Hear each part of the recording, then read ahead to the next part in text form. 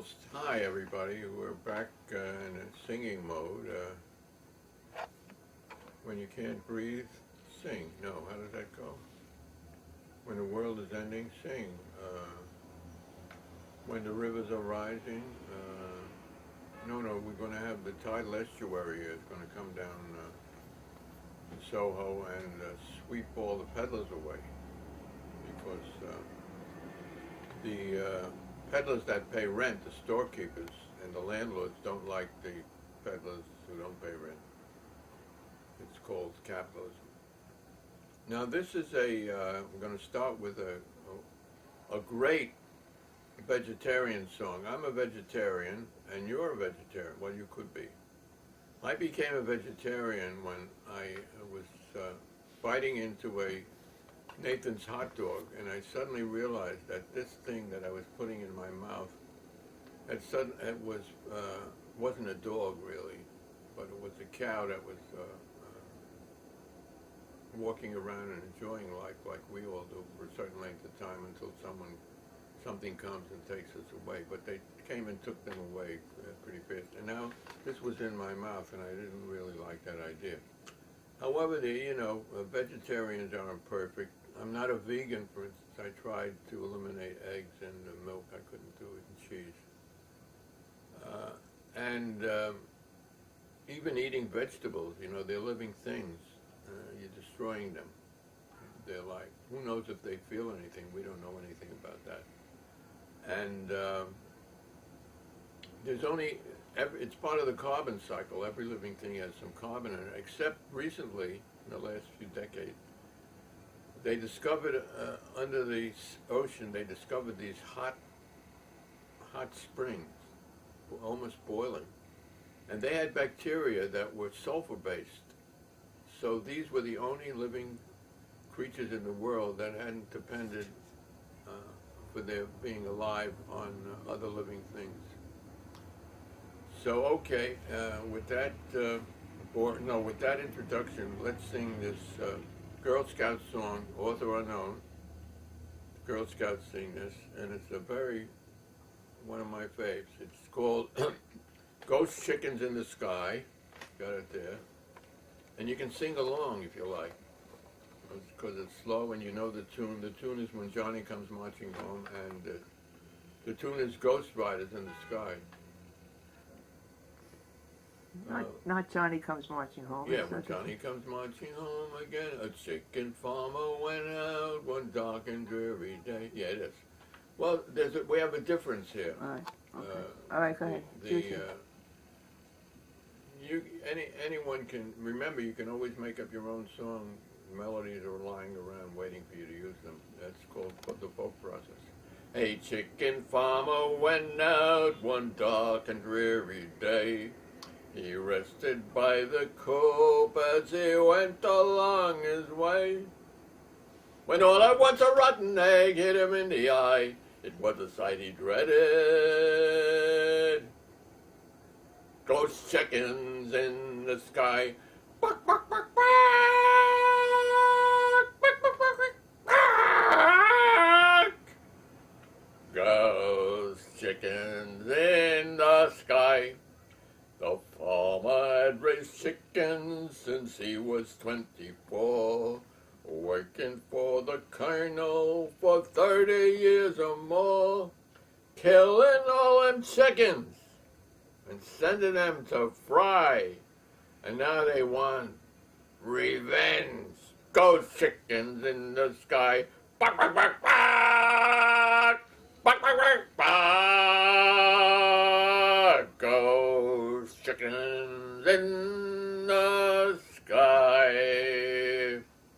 Their feet were black and shiny. Their eyes were burning red.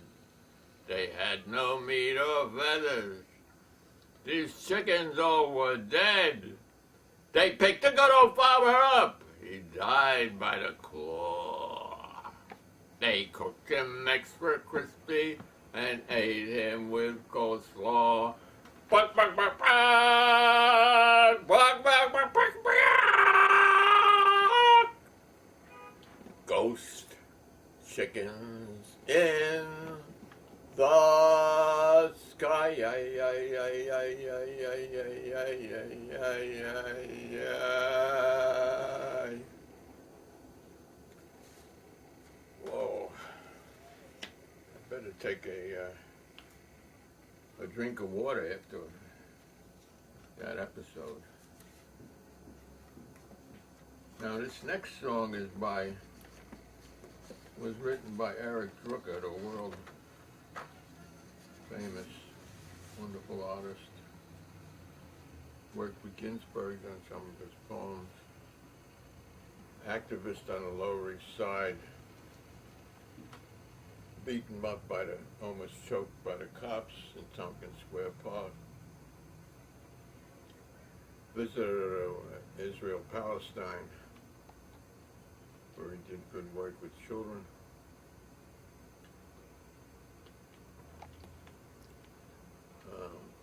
Has his work on the cover of the New Yorker, a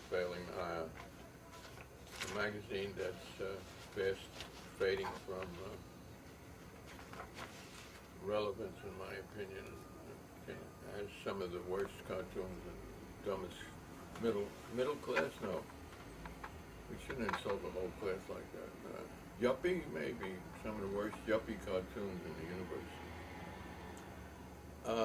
But Drooker's good, and this is. You could sing along to this. This is a hymn to a matriarch. You know, why should he get the whole world in his hands? She's got the whole world in her hands. She's got the whole world in her hands. She's got the whole world in her hands. She's got the whole world in her hands. That is as long as the world stays whole. She's got today and tomorrow in her hands. She's got pain and sorrow in her hands. You'll have to beg, steal, or borrow when you're in her hands. She's got the whole world in her hands. She's got your heart and soul. You can sing along, you know. In her hands, she's got cosmic black holes. In her hands, she's got a rock and a roll. In her hands, she's got the whole world in her hands. She's got, war and revolutions. In her hands are all your dreams and illusions. In her hands, she'll stop Mumia's execution. With her hands, she's got the whole world in her hands. She's got the homeless and the yuppies. In her hands, she's got the cops and the squatters. In her hands, she's got the trembling landlord. In her hands, you know why he's trembling? He's afraid he won't get the city's permission to destroy a few blocks of middle-class housing. She's got the trembling landlord. In her hands, she's got the whole world in her hands. She's got the John and the hooker. In her hands, she's got the needle and the cooker. In her hands, she's got little Eric Drooker. In her hands, she's got the whole world in her hands. And she's got the judge and the jury. In her hands, she's got the sound and the fury. In her hands, no, you don't ever have to worry when you're in her hands. She's got the whole world in her hands. She's got flowers and trees. In her hands, she's got birds and bees. In her hands, she's got whole galaxies. In her hands, she's got the whole world in her hands.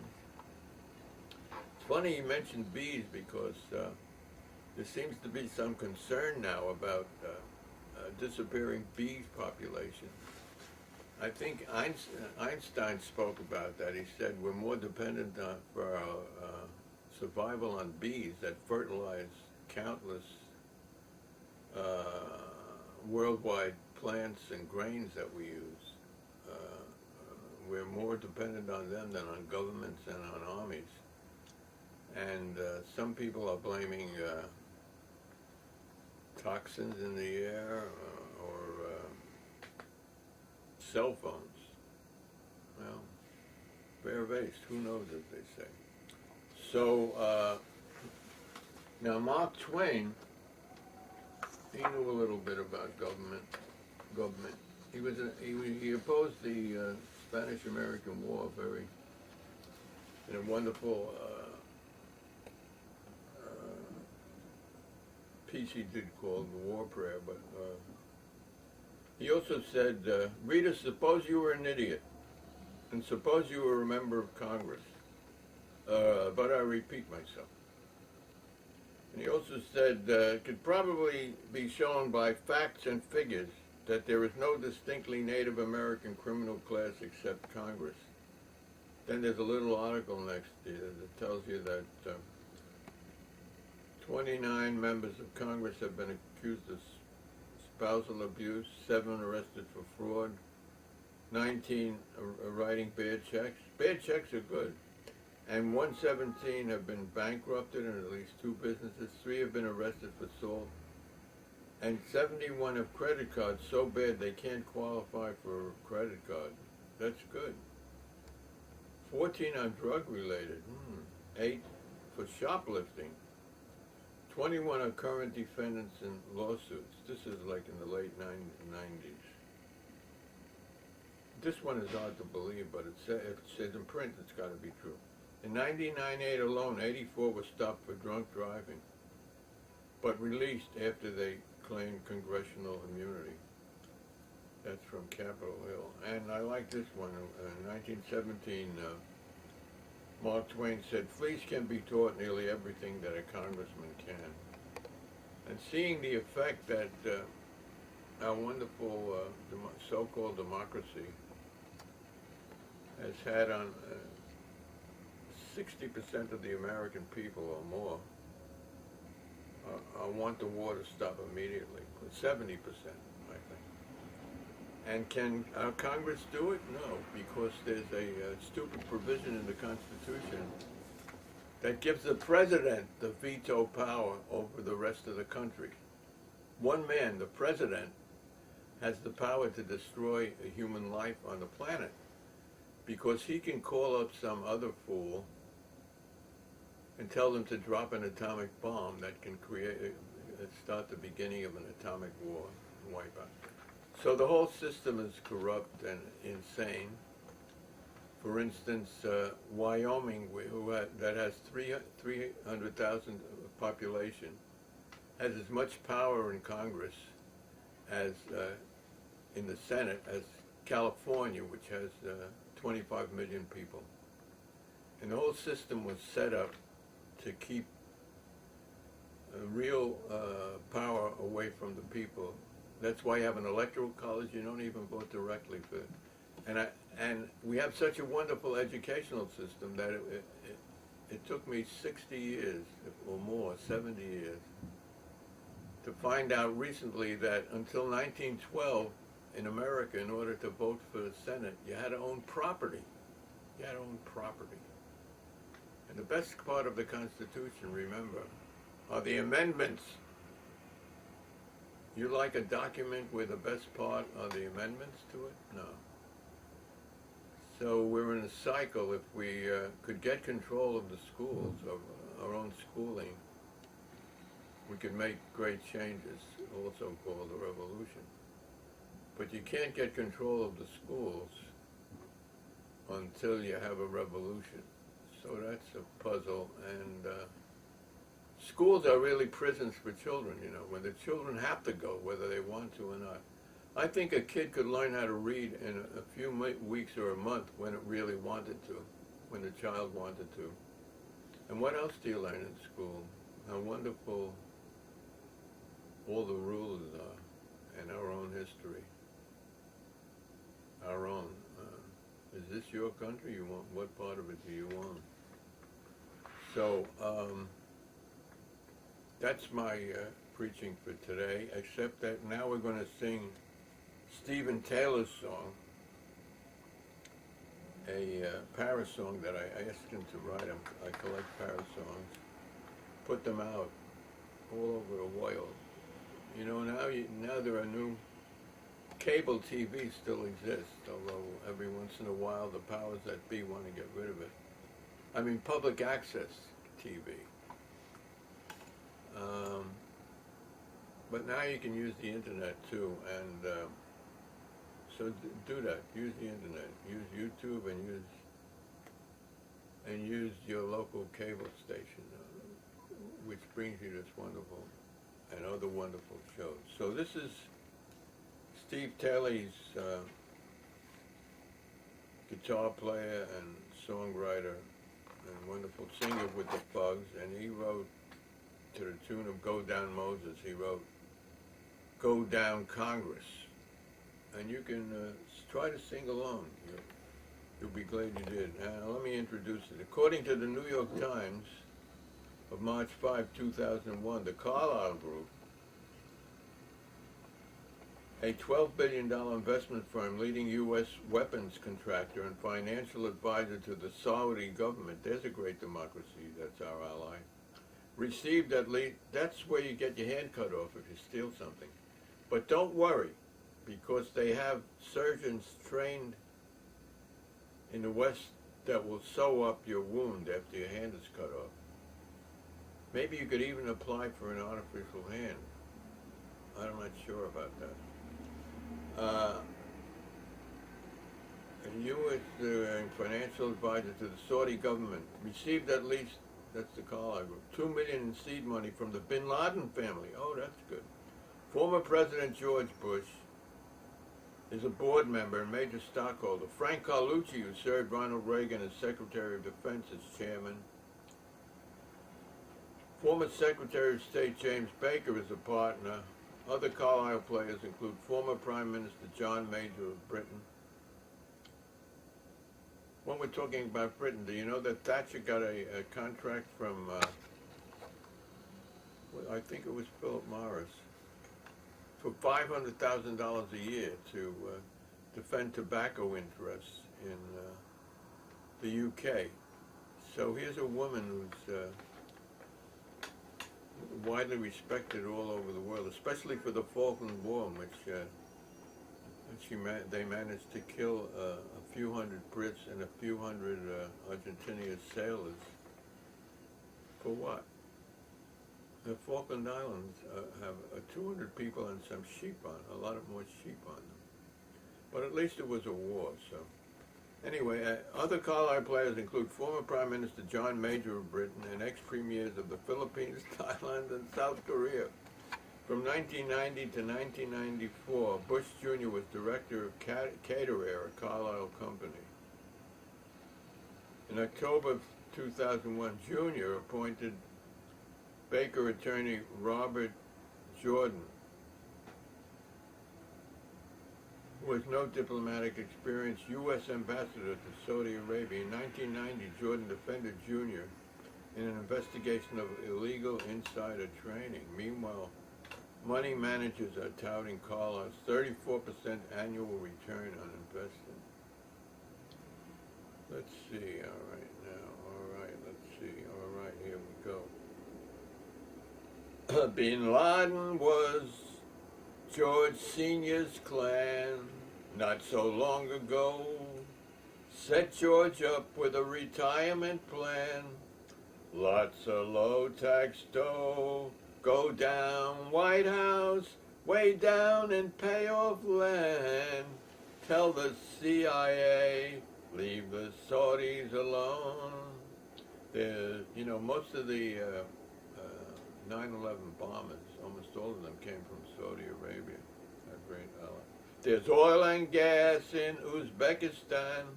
Oil and gas must flow. So we depose the Taliban. Hey, where does Osama go? Kneel down, Congress, bend down and lend a hand. Tell the people liberty must go.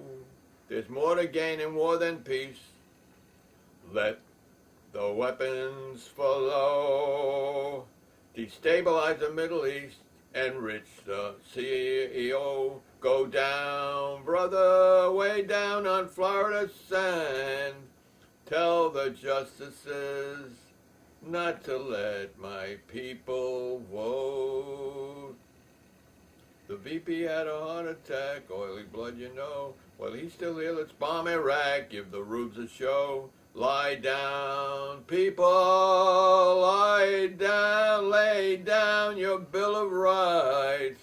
Tell James Madison we let those amendments go. The opium crop was blown away. Let them poppies grow. Thanks to U.S. troops, it's back today. Only goes to show. Go down Wall Street, sell off my shares today. Tell my broker, tell him now, put it all in blow.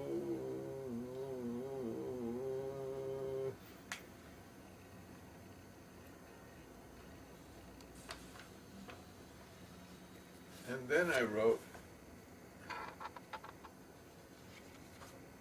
who can forget the Beatles? Look what happened to them. One died, I think, George was a smoker, wasn't Mm-hmm. Yeah. he? Yeah, and They all were. and John was too radical, I think. Is that why he got killed? Well, because there are a society breeds maniacs. John one day and Virginia, yeah, and Virginia Tech another day. I think we'll end with this. We got 5 minutes. All right. This is to the Norwegian Wood song.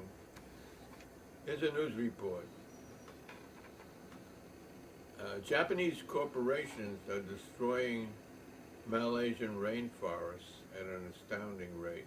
Various native cultures are also currently being wiped out.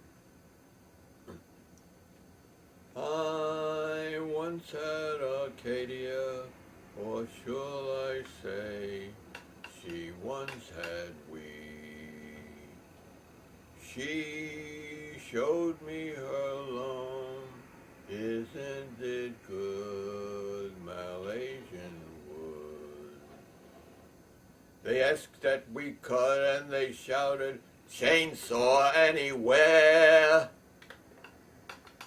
While we stood around, they bulldozed till the hillside was bare. We winced at their greed, biding our time, drank sawdust wine. We argued till eve, and then they screamed, better dead than green. They said they'd replant in the morning and started to laugh. We told them we didn't believe them. They offered more graft.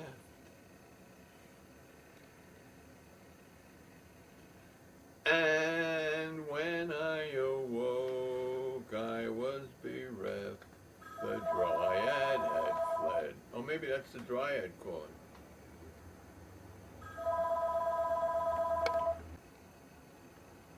Oh, that wasn't the dryad, it was just a bill collector. And when I awoke, I was bereft. The dryad had left. Then I built a fire. Wasn't it good of a Malaysian wood?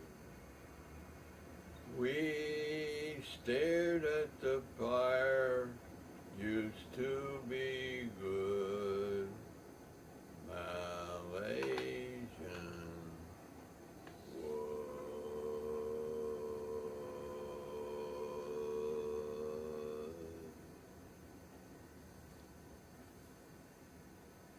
So we got a few minutes. Next week, Yeah. we're going to keep up the singing spell. Oh, next week we're going to do. We're going to do. No, we're going to do Amsterdam to the tune of Jacques Brel's song. Amsterdam, only this is about Amsterdam Avenue, and it's a song by a camera woman whose name is, you don't know her name? Thelma. Thelma. So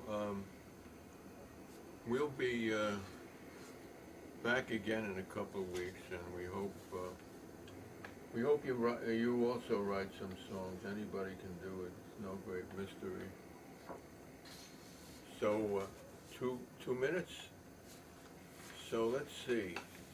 How many people got killed today? In 2 minutes, how many people?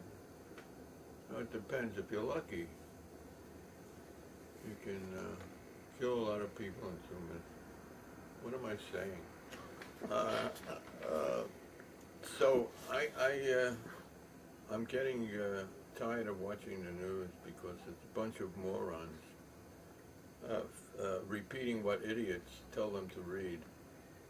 And if you want to read about death that you can do very little about, just read the obituaries every day.